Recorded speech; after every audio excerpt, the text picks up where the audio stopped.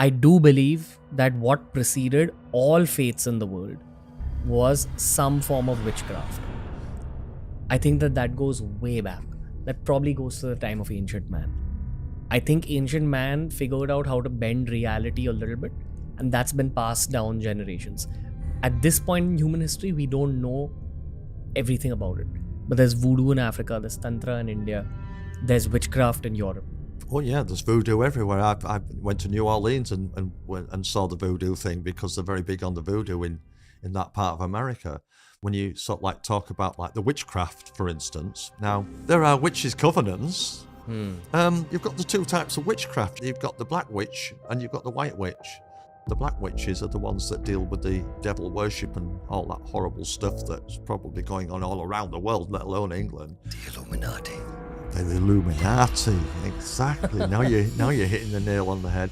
And the white witches that are just quite normal people that just do a bit of fortune telling and they do herbal stuff and they just keep their own beliefs to themselves. But there are witches' covenants in England hidden away. Oh yeah, definitely.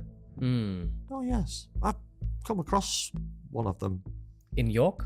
Not in York, just out of York, on the Wolds. About 20 of them. About 20 of them. Like you met a group. All women. Women, I've read a book on witchcraft. They say that men can practice witchcraft, but it comes more easily to women. It comes more easily to women, but men are involved. You know, the supposition of their nightly sessions sometimes it rings true. They do light fires in the middle of a forest and run around the fire completely naked. Really? Oh yeah.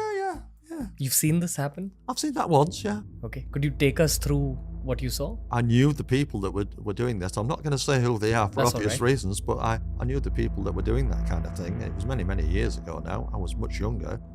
And they asked me if I wanted to come along and see what it was like. And they had like all these rituals and things. They weren't doing anything like stuff like that, like you see in the movies. But they were running around the fire with no clothes on, dancing and with all the, with all the stuff in the hair and stuff, and singing the songs and things, and drinking and eating, and doing their chanting. Yeah. There was some ritualistic stuff there. Yeah. Have you come across anything demonic? Not really, no. I've heard stories of demonism and things, but I've not really come across anything demonic, no.